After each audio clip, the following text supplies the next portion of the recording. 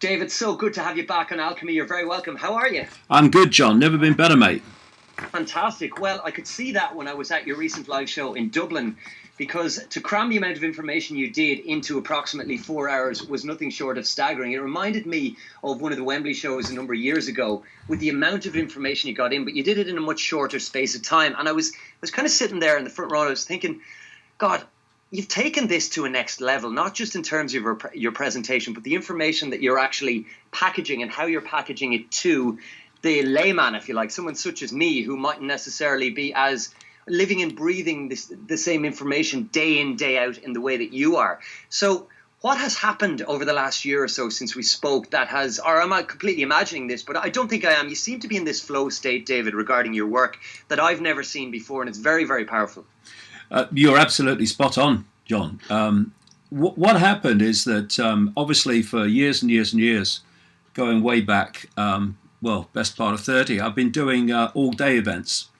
We're in 4 sections, pulling together the dots over a massive range of subjects, and that was fine then, because those events were for people basically who wanted to really know. And if you look back at that period, well, there was nothing like as many people then who were in that middle bracket of just curious. There was like, yeah, I want to know, and there was a load of rubbish, mate, without even looking at it.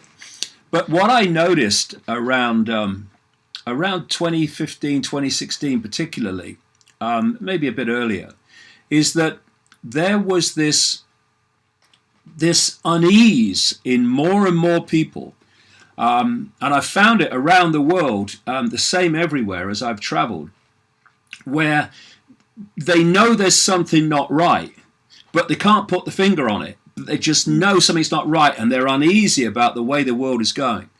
And so, my son Jamie had the idea, well, let's start doing evening events, and let's do them in a way that people who are just curious, who are in that, as I put it, I'm uneasy about the world, but I don't know why, kind of state of mind. And what has happened to me personally, and which you've picked up very perceptively, is that some things happened to me in the last 12 months, particularly, whereby when you're looking down a kaleidoscope and there's pieces all over the place, and then suddenly you turn it and everything's clear. You can see how it all fits. And, I've always said that to really know something and understand something, or to show that you do, you have to be able to explain it in words of one syllable. I remember when I was a journalist, and I would talk to academics or so-called experts, and they'd come out with all this jargon and all this stuff, and I'd say, look, it's like that scene from the Notting Hill movie where the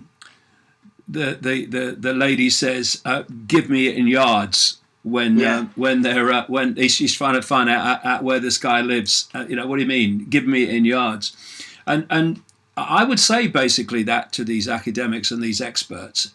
And what I found is they couldn't explain it to me simply. They could only repeat jargon. They were repeaters. And there's this idea that if you can spew out jargon, then you must be clever. But often what you find is they're just repeating what they don't themselves really understand. And in this, the longer this period of my life has gone on, the simpler it has got, and the simpler I've found it to explain, because that kaleidoscope has shifted, and suddenly it's so simple what's going on, and it's gone on since the Dublin event. It's more and more has come to me in a way that's so simple. I'm just writing a new book on 9/11 at the moment, which I want to get out in a few months. which is looking at all the evidence now over this period since it happened in 2001. And when you put it together in this simple, straightforward way that anyone who knows nothing about it can follow, no pre-knowledge necessary. I mean, things like 9/11 become open flipping books. There's hardly one word of the 9/11 official narrative that's actually true, credible, and supportable by the evidence. So something has happened to me, and also in this same period, I'm feeling stronger and stronger. I mean, I'm 66 now, but I feel about 45, and my health, my arthritis, everything, my strength. Has got stronger and stronger in this same period. So there's something happening, and I'm glad you saw it. Well, I did very, very clearly, as did a number of the people who were there with me, who have seen you a number of times. And it's very interesting what you're saying about repeaters and jargon, because I've noticed just in say my field or my area, which is music. As I've become more and more knowledgeable about what it is that I do over decades now at this stage, I find that things become simpler, not because I have a vaster amount of knowledge, but quite simply because I have a better understanding of the basics. And when you can strip the bullshit away, and there's so much bullshit around everything. Everybody wants to be perceived as the most intelligent or to have the greatest intellect, to use a more accurate word, I think, because there's a big difference for me between intelligence and intellect. Massive. And give me intelligence any day of the week over intellect. But anyway, I think once that bullshit is stripped away, and once you can see through the veil, to borrow a term from you that you've used a lot over the years, it just suddenly becomes very clear, and that's what allows the flow state. And I could just really pick that up from your talk in Dublin. And I mean, anytime I hear you on, say, another podcast or an interview or something like that, it seems that everything is flowing so effortlessly. And I also think, because there were one or two first-timers in the audience that I spoke to afterwards in Dublin, it appears to me that people are no longer flustered to the same degree by the amount of information as they may have been. And that's down to the way that it's actually being given to them by the orator, in this case, you. So have you noticed that people are picking up on the information more quickly? Oh, big time. They're gaining a greater understanding in a shorter space of time, yeah? Big time. It's first of all, what you talked about there in terms of kind of sifting through the bullshit. Another part of it, I find, is the more that you know and the more experience that you have in the subjects you're talking about. And of course, I talk about a vast range of subjects, therefore there's a lot to fit together. It's not just one.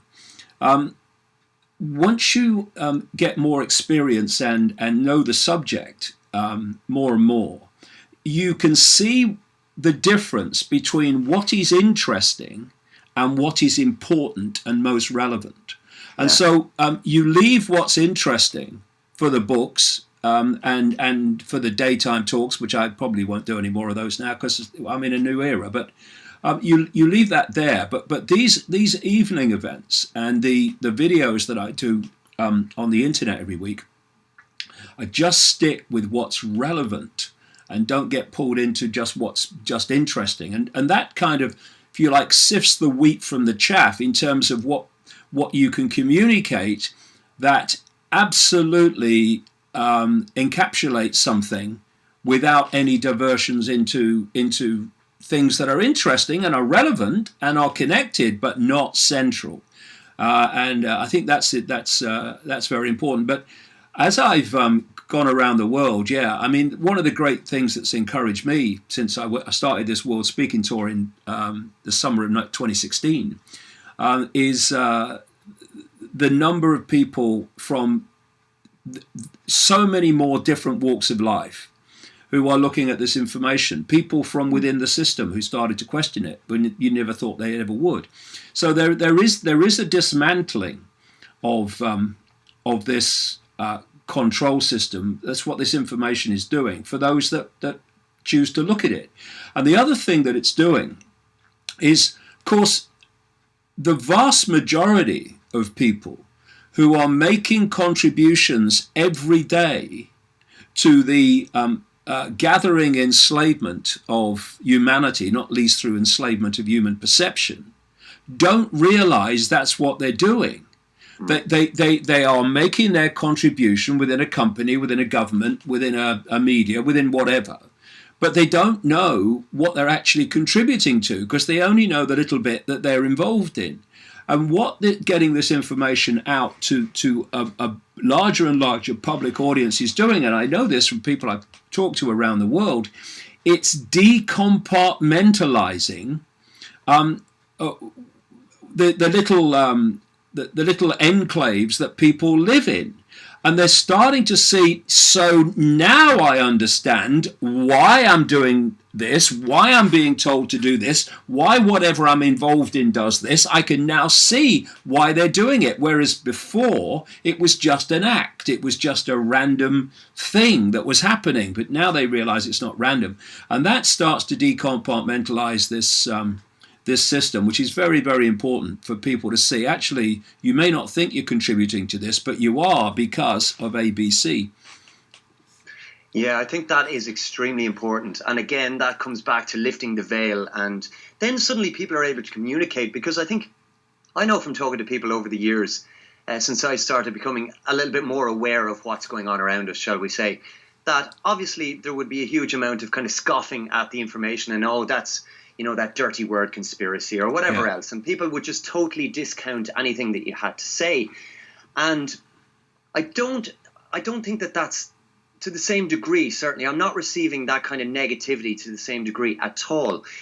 What I have noticed is those that don't want to know and will never want to know in a lot of cases. But it is becoming much easier for me, just as an individual, I can only speak for myself, to discern those that will never want to know the information versus those that might like a little seed that can be planted and then can kind of develop and grow that themselves. And to me, it comes back to, again, the early work that you were doing on the schism and how you predicted that there would be a schism in humanity and that things would start to separate, and there would be those that get it and those that don't, those that want to get it, those that don't want to get it, those that will always be ingrained in the system and be repeaters and that kind of thing, and they'll take jobs accordingly, and those that won't. So I'd like to quiz you on that a little bit, David, or just get your perspective, not quiz you, but have you seen that come to pass more and more as the years have passed? Do you think we are seeing a quickening of the schism, and to what extent are there those that do not want to see the information because they're comfortable in their matrix-like existence, if you like, and those that really want to know what's going on? Do you think there are more and more of it? Is there an awakening, to use that word that I know neither of us particularly like, but it's used a lot so people get what we're talking about? So is the awakening quickening? Is there an unfolding? And does the schism exist? Well, I think 100% all of the above. One of the things I was going to mention, actually, before you brought up the question, is what I'm seeing is a real blatant, obvious parting of the ways, where there's more and more people who are, as you put it, waking up. In other words, and what is waking up? It's basically breaking out of the perceptual program that people are put in from cradle to grave. You say to people, why do you believe that? I mean, how do you come to that conclusion? And it won't be their conclusion. It will be a repeat of someone else's conclusion. What they picked up during the perceptual download of education, of media, of peer pressure, whatever, parents. And so I'm seeing more and more people absolutely breaking out of that. I mean, if it's a barometer at all, the number of people that stop me in the street anywhere in the world, I mean, it's incredible. I mean, I don't get out much. Well, I do get out a lot because I travel the world all the time. But when I'm at home, I don't get out a lot because I'm working. I'm working all day, every day, including weekends. But when I go out to the supermarket, just for a short time, the number of times that people come up to you and say, I watched the videos, I've read your book, it's like never before. And they're all different types of people. This is the point. It's not just one type of person, not just one age, not just one background. So that is absolutely happening. But what's also happening is I'm seeing those that are not going down that road getting deeper and deeper and deeper immersed into the program and the illusion. And this is being done systematically because it's being played out through the institutions. You know, if you want to get to the population and impose something on the population, you've got to get to the institutions. This is why this whole political correctness, which is nothing more than manipulating the target population to silence itself, is so prevalent in the police, for instance. I mean, there was a story recently where a police officer was put on basically desk duties, pending an inquiry into him saying, when he was talking to a group of police officers about the need to be transparent and the need to be open, he said, "We must be whiter than white." And suddenly that becomes a racist comment in this crazy world. And he's now being subject to an inquiry. So if you can enslave the police and the institutions with your agenda, they are going to impose it upon not only themselves, they're going to impose it upon the public, because they're going to come from that perceptual direction. And in the same way, if you can impose it on academia, which is what's been happening, first of all, in the American colleges and universities, and now in Britain and Europe, you can impose political correctness and censorship of different opinions upon academia. Where do the police get their money from? Their income, their salary, they get it from the system. If they don't do what the system wants, they're out. If they don't do what the system wants, at best they won't progress and become, higher ranked. And in the same way, in academia, if you don't do what the system wants, then you're out. You lose your job at a university, or you are so abused that they force you out. And so if you can get academia, you get the students, because the students are going through the universities and colleges, and political correctness is being imposed massively on those institutions, and thus to have any kind of life without abuse and all the rest of it. You have to conform to the political correctness. I mean, some of us refuse, but many go, line of least resistance, anything for a quiet life. And by the time they leave the colleges, political correctness and not respecting other people's opinions other than your own becomes your persona. It becomes your perceptual state. And these people then are moving into the institutions of the next generation to run them. And so now you have expressed this political correct insanity and censorship upon the system in general by that process unfolding. And so you've got now young people, and there are many young people who haven't bought it, by the way, hallelujah to that, but you've got a lot of young people, the ones that are given the microphones, by the way, and given access to their opinion circulated, who are completely mesmerized to the point that I think it passes the point into a psychiatric problem, where they have no capacity whatsoever for free thought, no capacity for thinking that it's not okay to censor other opinions that challenge your own. And so this whole scenario is embedding this program deeper and deeper and deeper into those people, while others are awakening from it. And so this very clear parting of the ways schism is very, very clear to see.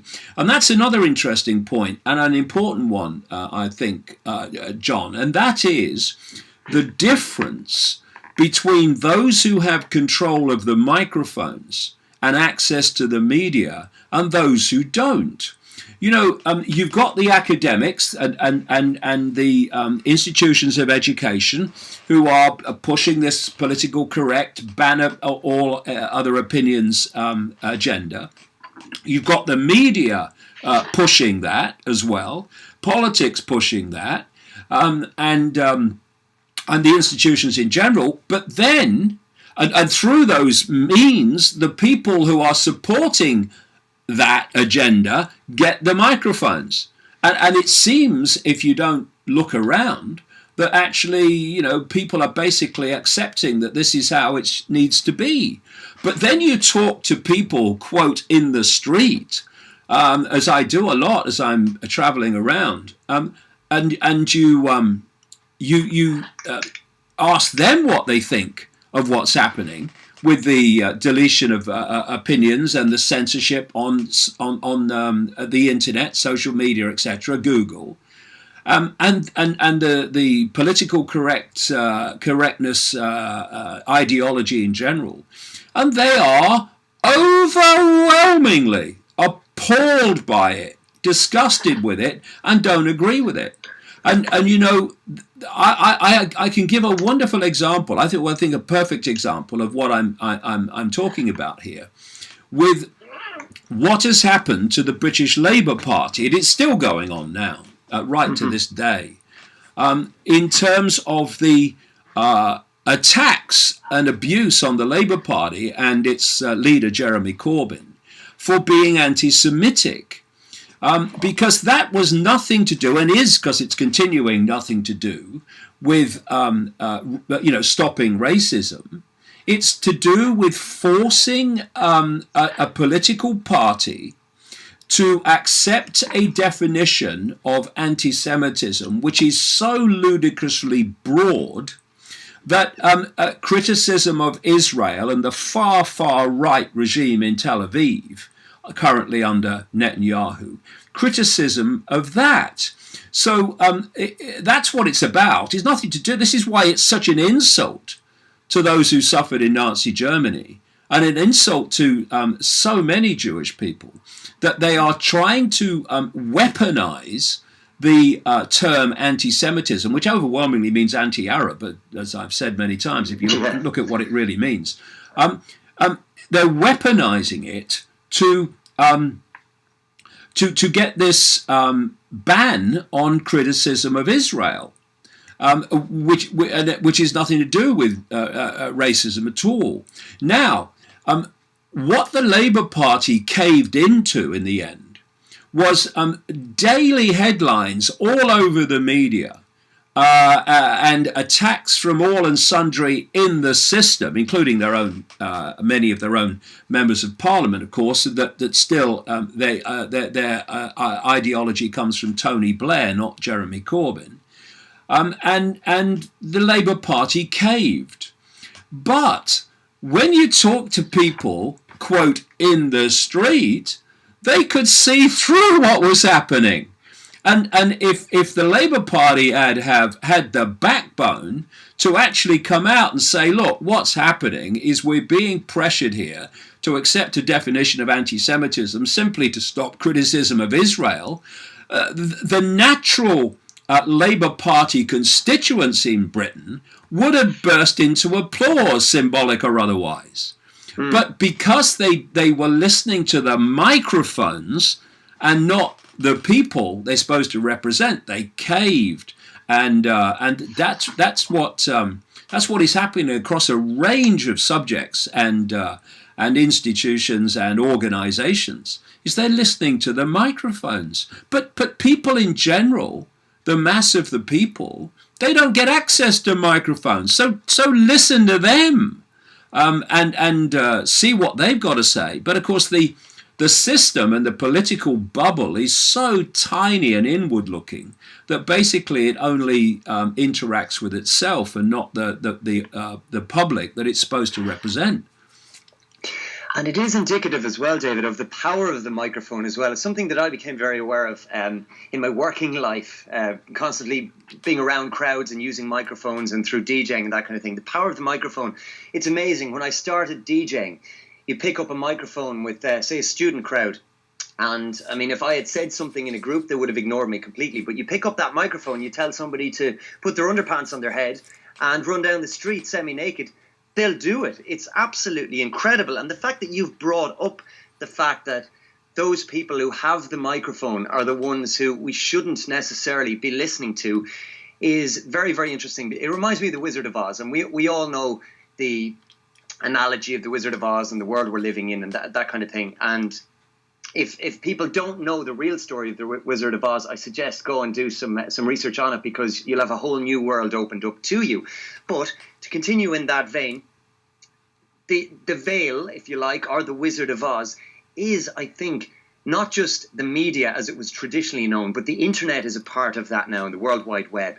And I think if you were to go online and say somebody landed on Earth for the very first time and they knew nothing about what's going on here, and they were only exposed to the media, including the internet, they would assume that everybody is of the same opinion. Yeah. And everybody thinks that, yes, it's got to be politically correct and it has to be A, B, C, D, and E.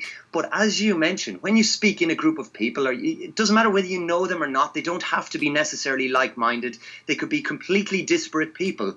But the vast majority of people still have intelligence versus that media-driven intellect that is foisted upon people from the age of about 3 or 4 after they come into the world. And I think that is key, because people are still able to use their intelligence, and a lot of people can discern when something has the ring of truth. But the agenda that's being pushed on us, I believe, so much now is this veil, this Wizard of Oz, the internet, and it's this false world.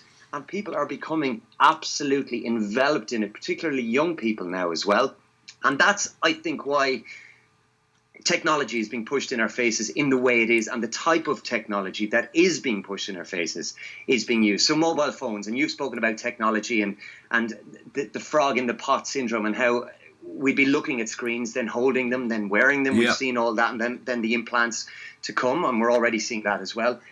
And I think the more the technology is cheap and accessible to people and immediately available and instantly accessible, well, then I think the easier it is to put up this veil between intelligence and intellect. And I think that's the dividing line. That's the fence from George Orwell's Animal Farm, if you like. And people forget what they can do and the power they have themselves with their own minds and their own free will, versus the rules that are presented to them, or written on the fence, or presented through the media and the internet. And I'm seeing that in my daily life. My friends are seeing that in their daily lives.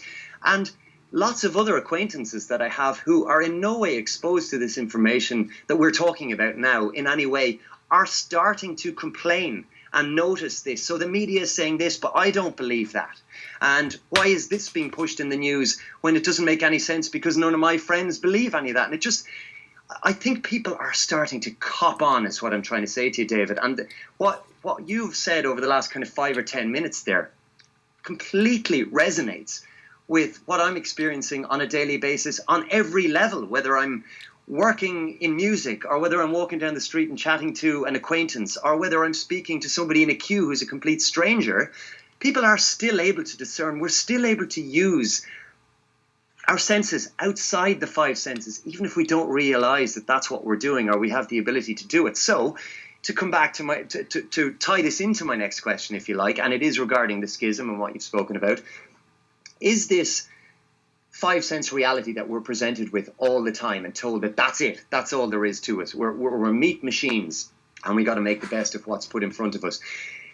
Do you think that there is a breaking point whereby the system, or the powers that be or shouldn't be, will suddenly turn around and say, right, here's the way it's going to be, and we're finally putting up the fence around everybody, or we're closing the prison gates, and it's going to lead in a particular direction? And all of you that are coming on this journey, which is the correct journey that we're pushing according to our our media-led agenda, will have the land of milk and honey, and you'll have all the rewards and all the money and the technology and all these false prophets, if you like, and the rest of you can basically go shite, and it'll be nothing but doom and gloom and misery. Is that moment coming soon? Will there be a kind of a pushing of the button on that? Is it, for example, the election of Donald Trump, which has split America right down the middle, to my mind, to the point of no return in terms of ideology?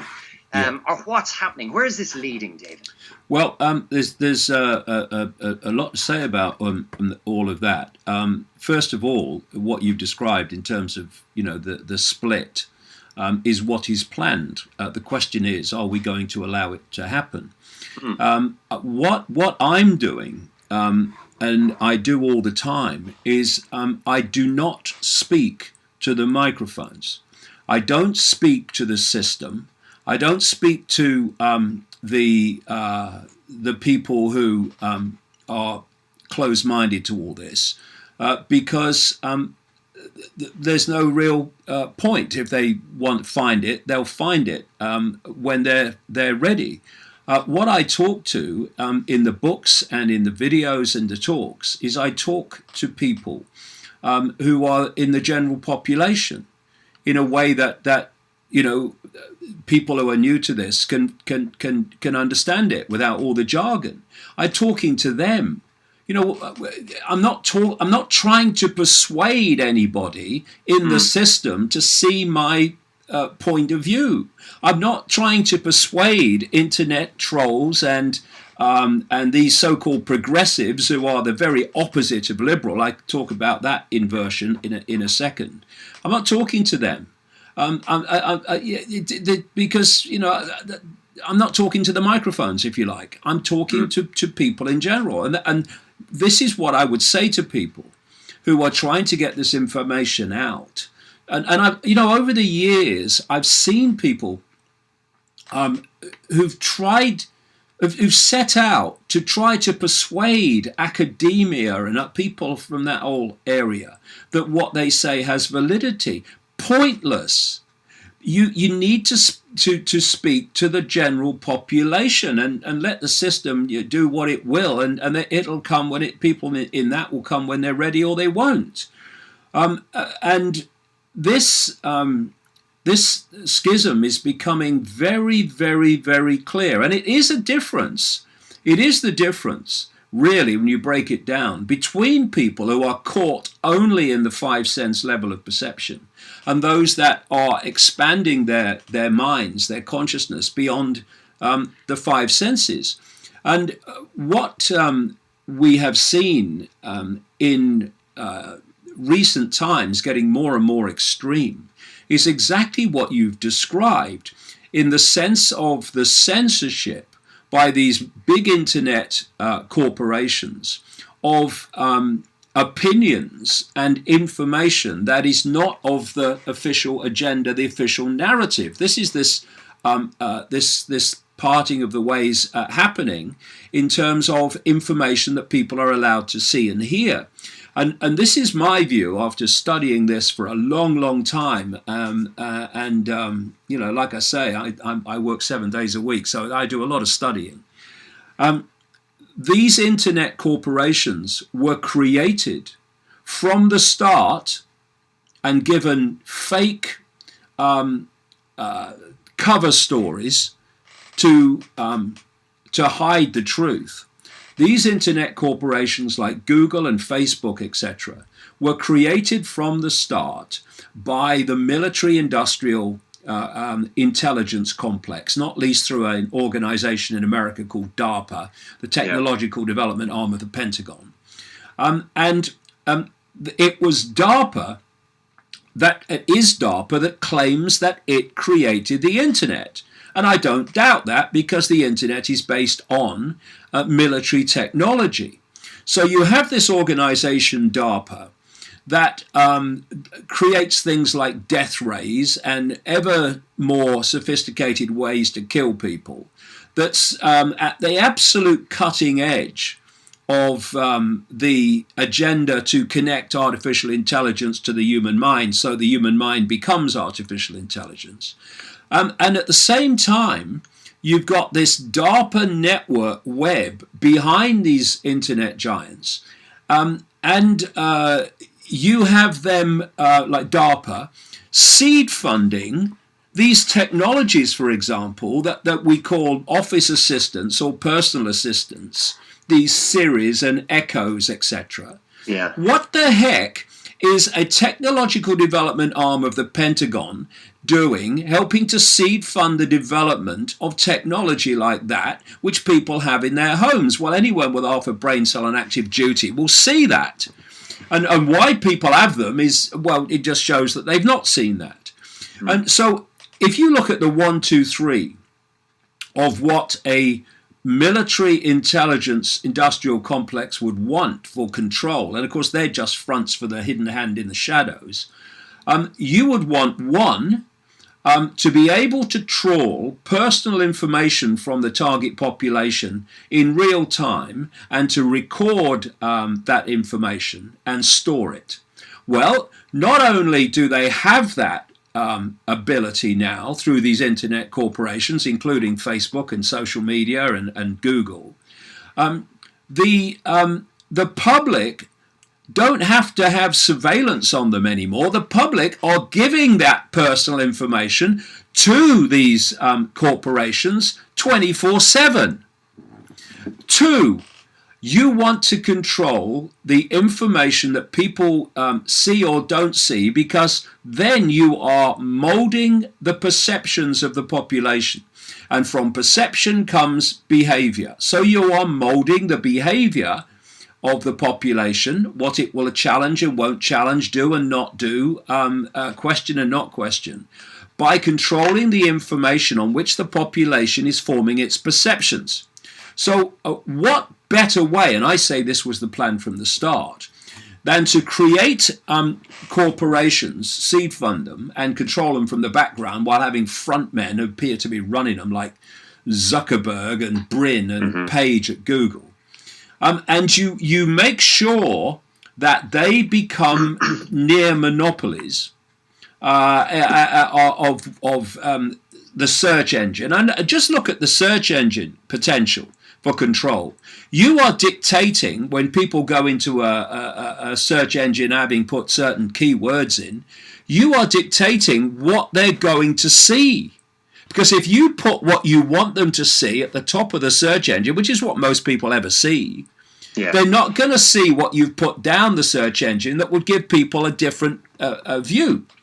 And so they've stopped, whatever they claim, they've stopped having interest in a subject or interest in an opinion dictating where they go in the search engine, and they've started manipulating it so what they want people to see, or their masters want people to see and not see, is appearing or not appearing in the search engine.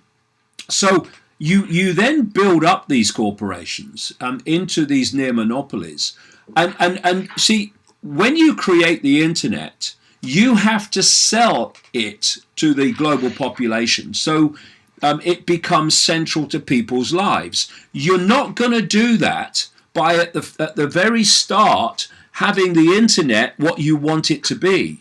You have to have the free flow of information, because that's going to pull people in. And people say this is great because we can have the free flow of discourse all over the world. Great stuff. I mean, my work wouldn't be what it is now in terms of interest without the internet.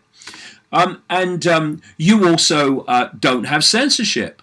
You don't have censorship by the books that Amazon will sell and promote. You won't have censorship on Facebook. You won't have censorship on Google and Twitter. But then, because you've got to sell it. But once you've got them, once the internet is central to people's lives, and it massively is, it's central to everything now, then with your near monopoly, then you start calling the shots. So you start saying, we're going to censor this, we're going to censor that. And you say, you can't censor that, you can't censor that. Well, we are censoring it. And by the way, where else are you going to go? Because we basically are the overwhelmingly major organization that does this, whether it's social media or whatever. And that's what we're seeing now. We're seeing this, the fishing line has gone out in terms of the internet. Now the fishing line's being reeled back in the forms of censorship. And the third thing that you want is to reach a situation where the human mind is connected to artificial intelligence, which will then become the human mind. Now you look at that 1, 2, 3, and Google owned YouTube, Facebook, Twitter, etc. they, as I said in a video recently, if they did not exist, then the military industrial intelligence complex would have to invent them. I say they did from the start, and now we're seeing the real game that was being planned all along. And this is another point about the microphones. You see, most people in the population, even now, the vast majority of people, they're not on social media constantly. They're not, therefore, having access, because they've got lives to live. They're not, therefore, having access to that version, which is what social media is, of the microphone. So, again, you hear about Twitter storms. And it's a Twitter storm. And what they do is they target well-known people, actors and actresses and stuff, and well-known people, because that is basically a warning, not only to other well-known people, but to people in general. This is what happens if you challenge us and you challenge the narrative. And when this is going on, you're talking to people, and they're, again, quote, in the street, and they're saying, well, I don't agree with that. That's crazy. But you wouldn't know that with all the stuff going on social media. And now it's in the mainstream media almost every day. There was a Twitter storm over this, a Twitter storm. The Twitterati went viral and all this stuff over this. It's become, even though it's not, it's become a measurement of public opinion. And it's all being done on purpose, and we should never forget this. There are vast networks of people who are paid by the military, by governments, by intelligent operations around the world to be full-time trolls.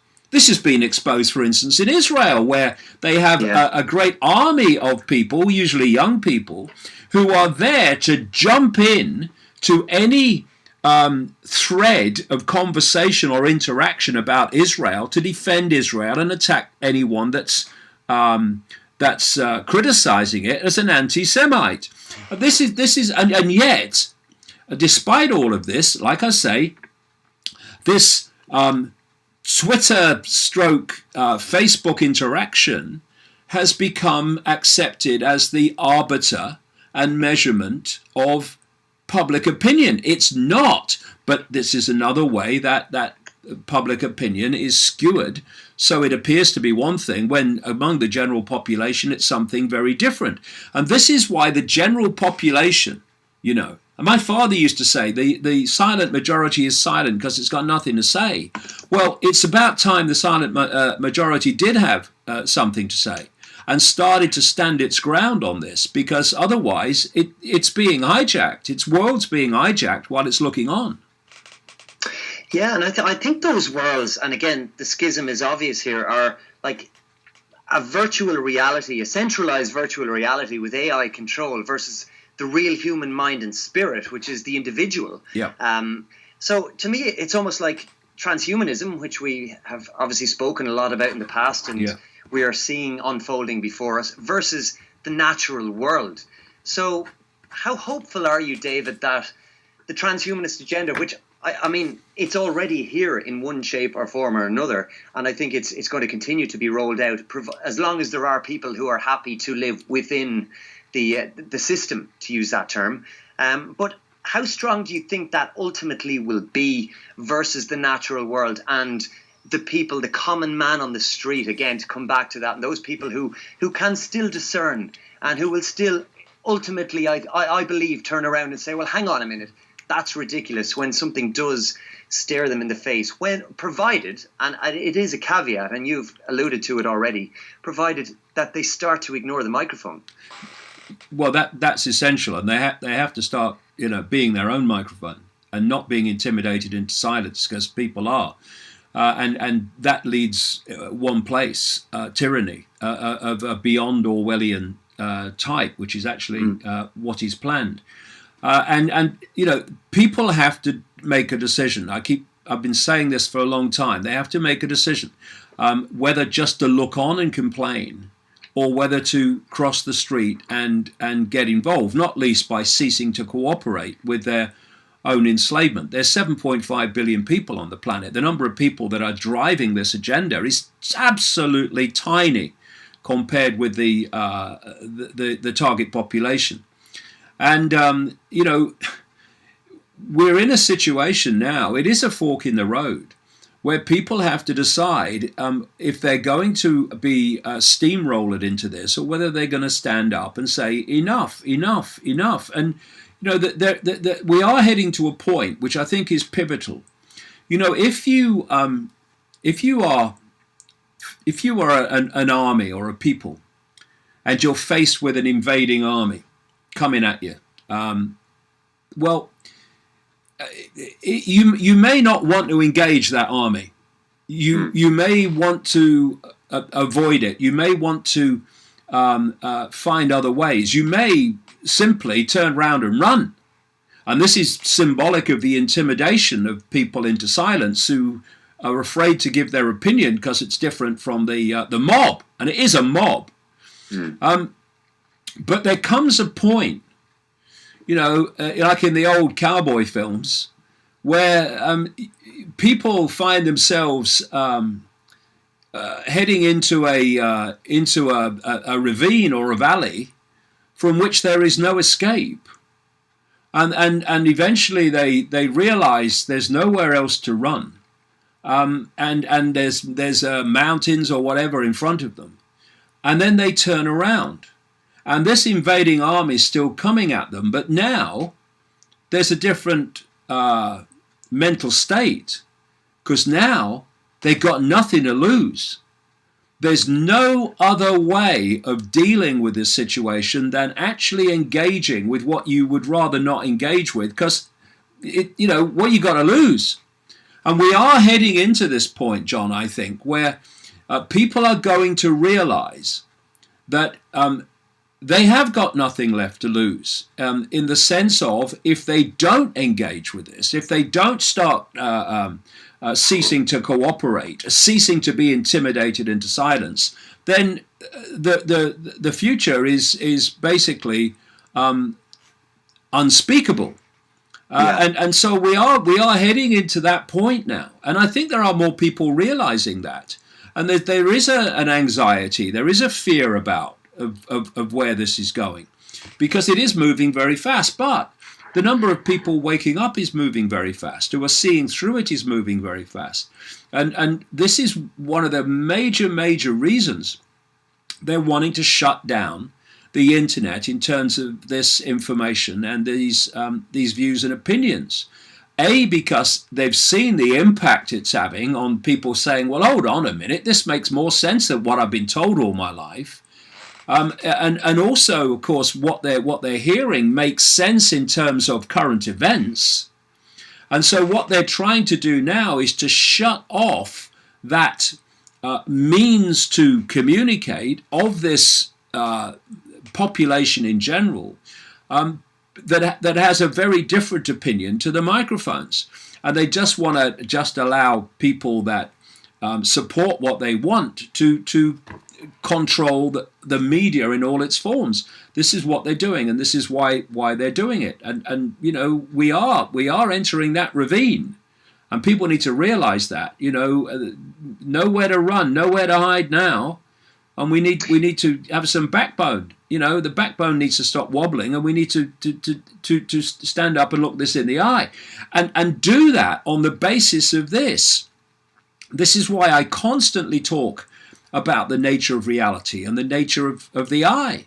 We are a point of attention within an infinite state of consciousness. We are not the labels that we're given and we give ourselves, which are being subdivided into smaller and smaller labels now.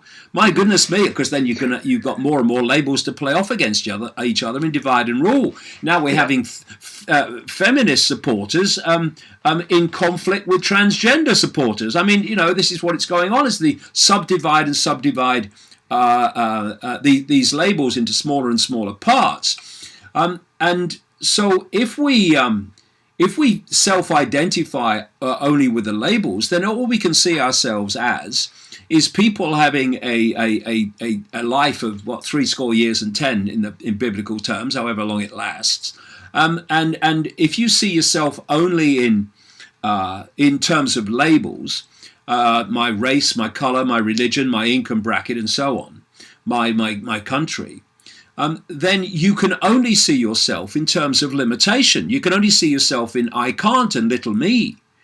And what you do then is you get pulled into fear of what is going to happen to little me.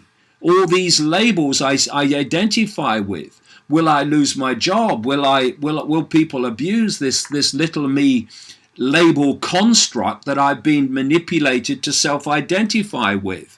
And when people think of that, oh no, I don't want that to happen. But when you start to awaken to the real I, which has no form ultimately, it is just a state of awareness, a point of attention.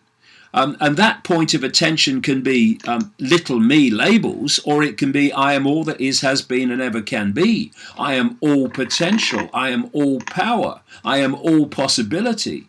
And when you come from that point of view, what the abuse or the consequences of for your labels don't matter to you, because you're not self-identifying with them. You know that those labels are not you. They are something you are experiencing in a very transitory and a very brief period. They're not you.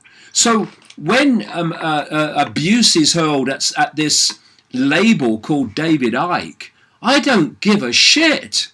Because that's just a label for an experience, a brief one, but I'm not so brief, I'm going to be around for a long time yet, that I'm experiencing.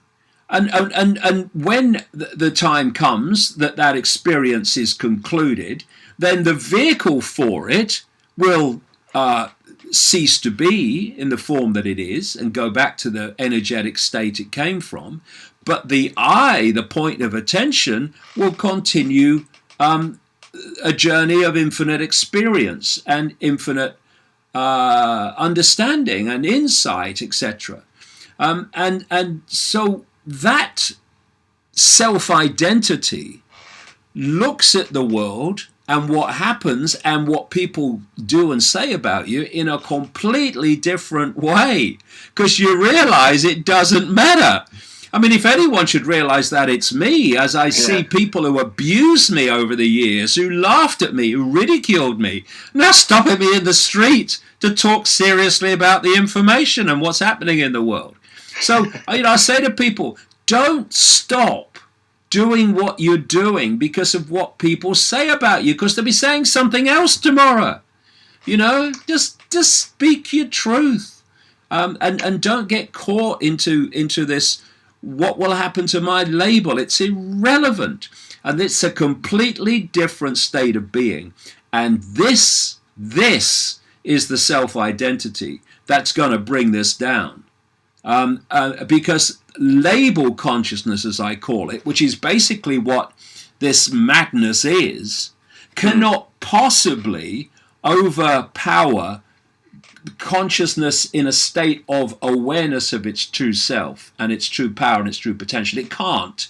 And this is why, from cradle to grave, we are focused, our perception, our attention is focused into the minutiae of label consciousness. And the whole system is look at this, listen to this, feel this, smell this. It's all directed at the five senses to hold people in servitude to the five senses, instead of breaking out and seeing the five senses are simply a experiential vehicle to experience this tiny band of frequencies we call the world, and it is very, very tiny.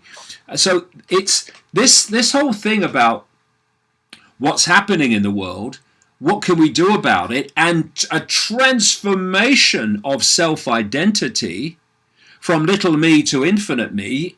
They're all connected, because without that transformation of self-identity, label consciousness will get its will, and it will reach the goal that it's set out to reach. But it doesn't have to. if this transformation of self-identity continues to move as it is. And that's the other thing I would mention before I shut up. The speed.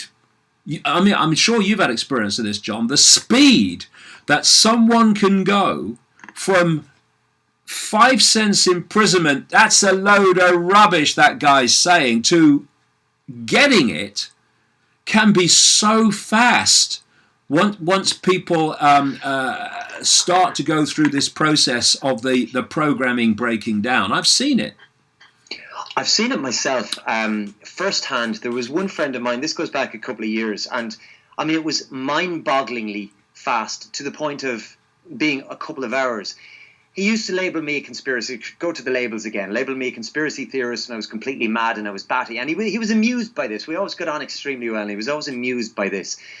He thought I had a kind of a quirky way of looking at the world that was utterly ridiculous, but he could tolerate it.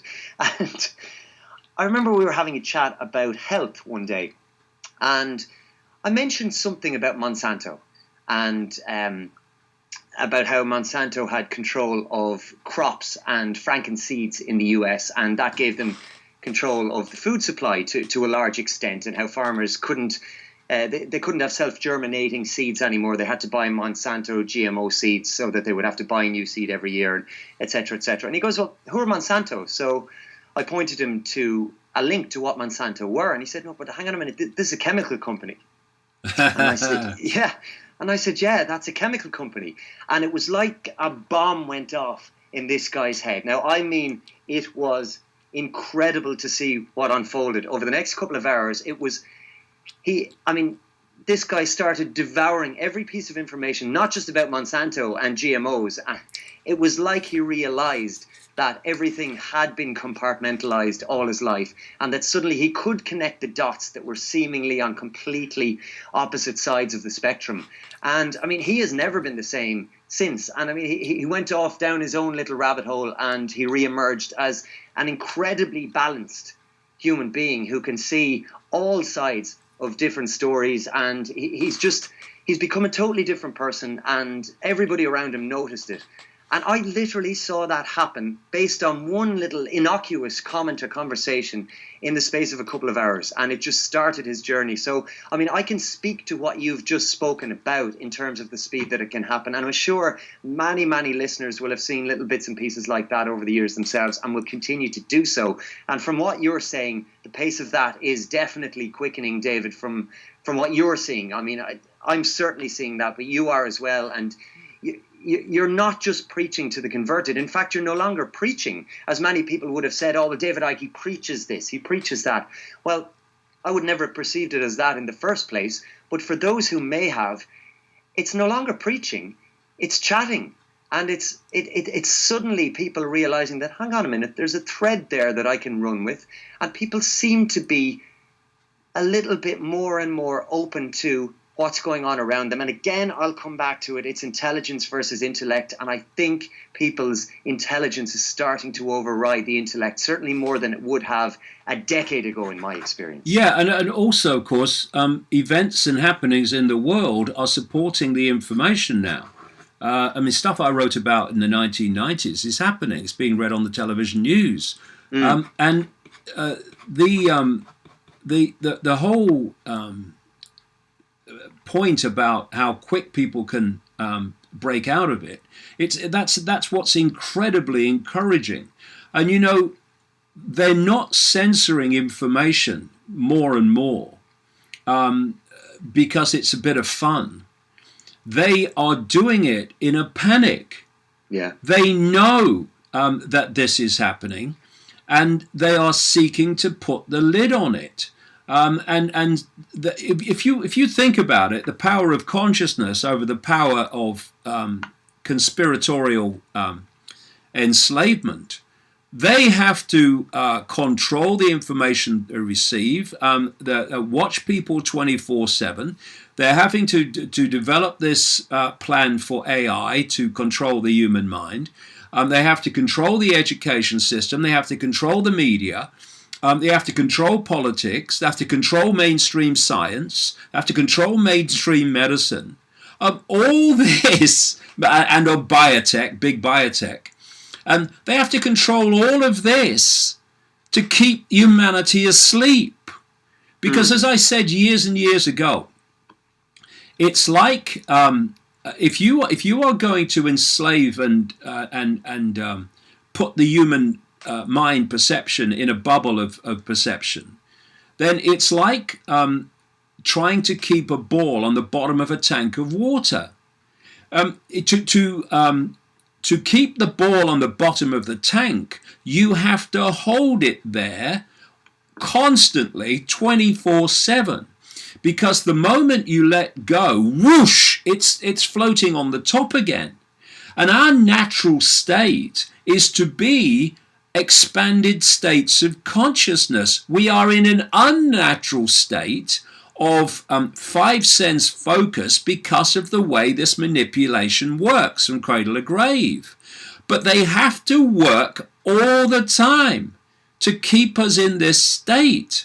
And you see from that example you've just given, and I could give many too, that how fragile this control of human perception is. This is why they want to go down the AI route and the technology route, to hold that ball, if you like, symbolically on the bottom of the tank through technology, because it's so difficult to keep it there and to keep the programming intact.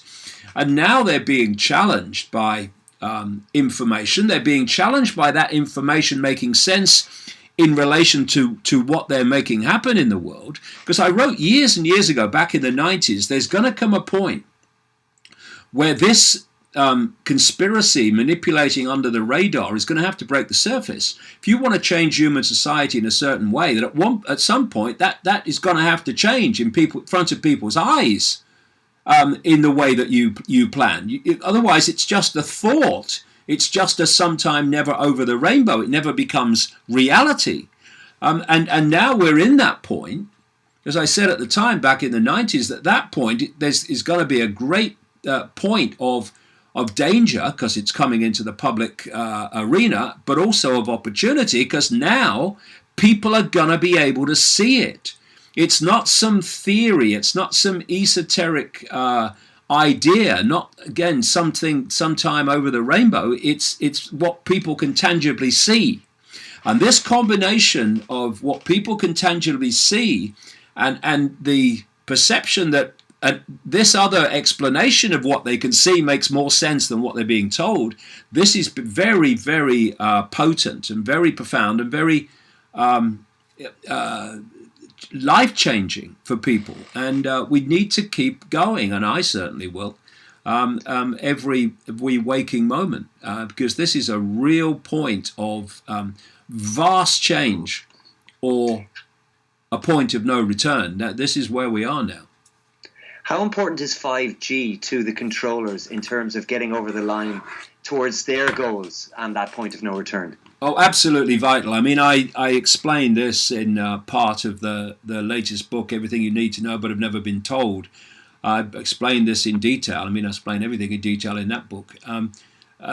They need 5G levels of communication power for this global AI grid, what they call the smart grid. This is why the word smart is in front of everything these days. Everything's smart, this, smart, that, smart, the other, because it's all part of an emerging smart grid in which all these elements are part of a combined, interconnecting, interacting whole. And so 5G is the level of power, at least that they need to make this work, and to run this AI global control system, which involves the internet, and the internet being connected to everything, this Internet of Things that they talk about, which is now unfolding. Talked about that in books years and years ago, the coming Internet of Things, and now here it is. And one of the, quote, things they want connected to that grid, that internet grid, is the human mind. This is what the AI connection is all about. And so Silicon Valley, the devil's playground, as I call it, that's not where it's coming from. That's where it's coming through. It's coming from military and beyond military sources. Silicon Valley is the means through which it's playing out into people's lives, and so 5G is very important, and of course not just important from that grid's point of view, important from a human health point of view. See, this is the point. Everything is energy. Everything is an energy resonating at a certain frequency, whether it's a body, a brain, or whatever, a consciousness. It's a consciousness at our level, that is. It's a frequency.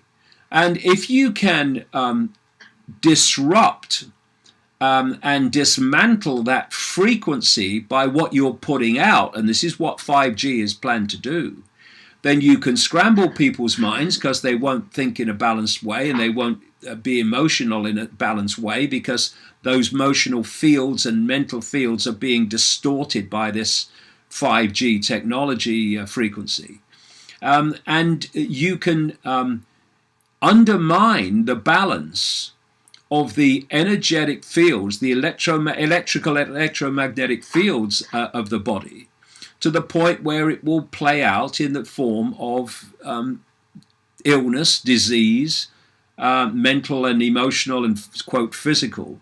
And that's why so many people, including many scientists, are trying to warn the population about the dangers of 5G. So what you've got, of course, is 5G being sold on the basis of you're going to be able to download a movie in seconds. Oh, ain't that great? Yeah, wow. Yeah. Well, it'll probably cumulatively bloody kill you, and you kill your kids cumulatively over a period of time, and certainly massively disrupt your health and your thinking and your emotions. But hey, you got that movie in a few seconds, so everything's fine with the world. And this is also why the communications agency of the United States government, which is supposed to oversee and protect the population from these big tech corporations. It's why 5G is being rolled out, in their own words, with no independent testing, because they didn't want it delayed by regulation and investigation. And for people that don't know about 5G, I don't think that it's just an increase on 4G. It's not. It's a completely different frequency. And because it doesn't travel well, instead of big transmitter towers transmitting significant distances, it's going to mean small boxes, antennae, along your street, pumping this stuff out outside your kid's bedroom, for instance. And children are much more affected by these frequencies because their skulls are thinner. And another point on that, by the way, I know that a lot of people won't know this. I wrote about it in earlier books. They judge the safety of mobile phone frequencies on people by using something called Sam Phantom Head. And Sam Phantom Head is a mock-up of a human head and skull based on fully grown and formed male adults, indeed from the military it seems, who are going to have, symbolically and literally in many cases, very thick skulls. But children don't have thick skulls, they have thin skulls. And the technological limits, which are not safe limits, they're limits that allow the big tech corporations to do what they want to do. What do you want to do? Okay, well, you want to broadcast at that frequency and that power? Okay, that's the safe limit then. That's what's going on. It's not safe at all. These mobile phone frequencies are at the limit, most of them, of Sam Phantom Head. So they are way beyond the limit of a thin-skulled child. Yeah. And when you get 5G involved, of course, the ante is upped massively. Do you know, for people to get an idea of this frequency, at a higher power, it's used by law enforcement in America to disperse crowds. Because when they bang out this frequency to crowds, people have the feeling that their skin is on fire and they disperse. This is the same frequency environment that they want to put all over, not only all over, urban society and where people live. They want to beam this stuff from satellites. And who's putting the satellites up, allowing this to happen, without which there can be no AI control grid? SpaceX, owned by Elon Musk, who's always going on about how AI could be the end of humanity. I mean, it just, it's just so blatant what's going on, and very simple to explain. But of course, you won't see this in the mainstream media. Only that your speed of downloading the movie or uploading the movie will be seconds now instead of minutes. Well, one place you will see it is your book, your most recent book, Everything You Need to Know But Have Never Been Told, is out now, and it's been out for a while. Tell us where people can pick up a copy of that, because we have literally just grazed the surface over the last hour or so, David. I mean, there's so much contained in there, and this is just an appetite whetter for that. So give us the details on that if people want to delve in deeper, because the rabbit hole is deep, but I think the sides have become transparent over the years, and it is much, much easier to access that rabbit hole and re-emerge as a viable human being when you decide to poke your head back out. Yeah, what I do in Everything You Need to Know But Have Never Been Told is it's a decent sized book, but it doesn't focus on just one subject. If there is an overall subject, it's human control and how it's done and where it's planned to go. But it covers the nature of reality, the nature of the eye, all these things that I was talking about, and it covers where current politics fits in, where Trump fits in, all these different elements of the AI agenda, censorship agenda. It covers everything. There's so many different elements. And it's available at davidicke.com. We can get to that to you, although I don't have any involvement in that, but they can get it to you in within 24 hours. Or you can get it at bookshops as well. But if you go through davidicke.com, it's better, and you'll have it in 24 hours. And also davidicke.com, every day the news of the day is put in another context, looking at it from another angle, and it's I think a great place to see that what we're being told day by day by day is not actually what the truth is. So that's where to go. I agree. It's almost like a temperature gauge. If we are the frogs in the pot, the website is allowing us to see the temperature rising, even if we can't necessarily feel it, which I think is extremely important. You did mention you're writing a new book at the moment, and I won't keep you at length about this, but just very briefly, it's on 9/11. So what can we expect from that? Well, what people can expect from that, I've been working on it 12 hours a day now for weeks in this period I have of not traveling, which ends at the end of this week. But I'm going to be working on it while I'm traveling and while I'm in hotels and stuff. And the kind of major body of it is already done. I wrote a book, published it in September 2002, which I think was the first full-size book exposing 9/11 as a hoax. And it was called Alice in Wonderland and the World Trade Center Disaster, Why the Official Story of 9/11 is a Monumental Lie. And of course, that came out within a year. And reading back through it, I was amazed to see how much information came out in that first year, to show what an insult to the intelligence the official story is. But of course, since then, 17 years have passed. And so I'm pulling together all the information, the major information, the most relevant information, the most official story demolishing information of now 17 years. And it's important to come out because that event was what started the sequence speeding forward to where we are now. And I'm showing in the book so clearly and so simply that the whole basis of what has been done in the name of 9/11 is been done and continues to be done on a lie that is so transparent and so obvious, it takes the breath away when you see it all fitted together. Well, I'm very much looking forward to that. 9/11 is a topic that has been discussed so often that I think a lot of people have almost forgotten about it and think that there's nothing more can be said about it. But I have yet to see a work of the nature that you have described on the topic. So really looking forward to that. Any kind of projected release date? Well, I'm hoping I'll have it finished by the end of the year. And then because, we publish our own books, there's not some massive long wait as you get with a book company. It comes out within weeks of being finished.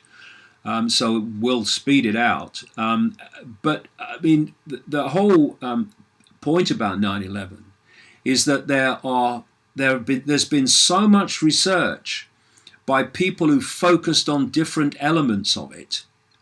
But when you connect all that into one whole and you cover all those elements but fit them together and then play it out across what it's been used to justify, the end product it's devastating for the official story of 9/11. Absolutely devastating. Well, let's do a show on that together closer to the time, because I've never actually done a full in-depth show on 9/11, would you believe, on Alchemy. So let's do that one together just around the time of the release of the book. Yeah, I'll get the text to you before that, and we can have a good chat. Fantastic. I'm looking forward to it. And thank you very much for your time as always. Pleasure, John. Pleasure as always. It's a huge pleasure. Have you a final message for the listeners? I know you always give us a nugget of information or advice at the end. So what have you got for us this time? All I can say is the difference between this world becoming the full-blown tyranny that it's planned to be, and we're seeing it become, and it becoming the place of freedom and peace and decency that it could just as easily be, is human self-identity. If you want to go on identifying with your labels and a system that told you to believe in them, you are going to believe you have no power. And even if you have seen through it, you're going to think, well, the river's flowing too fast now, there's nothing we can do about it. But all the time, for reasons I explain in the books and in the talks, our perceptions are becoming our experienced reality. Because our perceptions, whatever they are, our perceptions of reality, are broadcasted as a frequency. Hate is a frequency, love is a frequency, open-mindedness is a frequency, closed-mindedness is a frequency. So our perceptions are broadcasting, transmitting a frequency that relates to those perceptions. Those frequencies are interacting with basically a cosmic version of Wi-Fi, and we are picking out of what I call cosmic Wi-Fi, the quantum field of endless possibility and probability. We are picking out from that cosmic Wi-Fi that which syncs with the frequencies we are putting out. So our perceptions become our experienced reality. If you think of little me, you'll live a little me life. If you think the glass is half full, you'll live a life in which the glass, your experience is always that the glass is half full. Perceptions become experienced reality. This is not esoteric navel contemplating. This is basic physics of this interaction.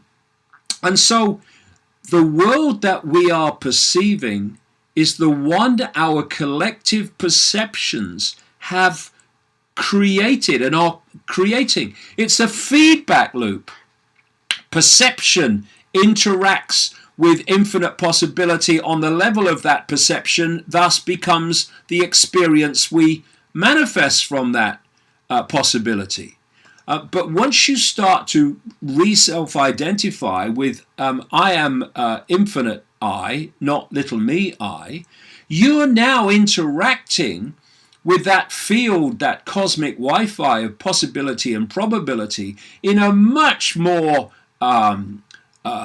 expanded frequency of possibility. So what the range of possibility that you can then manifest as an experience subsequently vastly increases. This is why when people go through this process of awakening and an expansion of consciousness, they see suddenly that their life becomes so much more synchronistic and amazing coincidences happen. And oh my God, what's the chances of that? Which they weren't experiencing before. It's because this interaction with possibility and probability is happening in a much more expanded way. So what you can manifest becomes more expanded. And what I'm saying here in short is that this world that we call the world is merely a manifestation of collective human perception. And that's why the control system's major, massive, constant, 24/7 target is human perception. That's why it wants to control all information. But from this more expanded level of perception, our interaction with infinite possibility and probability becomes consequently expanded, and the world that will manifest from that, the experience individual and collectively that manifests from that, will consequently change. This is why trying to change the world of the five senses within the five senses and the perceptions of the five senses is an utter waste of time. The hidden hand knows it. That's why it's not bothered about people who want to stockpile weapons to fight the enemy, who want to look at protests and stuff like that and waving banners as the way to change anything. It's because they know nothing's going to change in the five senses by action in the five senses that comes from the perception of the five senses. Once we expand our awareness and start to interact with possibility and probability in this expanded way, then the world we manifest must change. It's not a physical change, it's a perceptual consciousness change, which then becomes a, quote, physical change, not that there is any physical, but becomes a physical change. And the actions that we take within the world of the five senses are not coming from the perceptions of the five senses, they're coming from the expanded insight of expanded awareness beyond the program. So what we need to do and how we need to change reality, we need to go to that level of awareness and self-identity that will manifest a different reality. No people sitting round a table taking minutes necessary.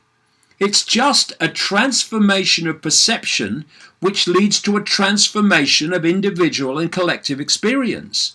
This is where it's happening, and this is the gateway. This is the doorway to break out of this enslavement, and it's the doorway that this hidden hand is desperate to keep shut, because it knows that once people walk through it, its little game is over. Game, set, and match. I have the power. You have the power. We have the power. David Icke, as always, thank you for sharing your uniquely accessible style of presentation with me here on Alchemy. It's been a huge pleasure, and I look forward to speaking to you again in the future. Cheers, John. All the best, mate.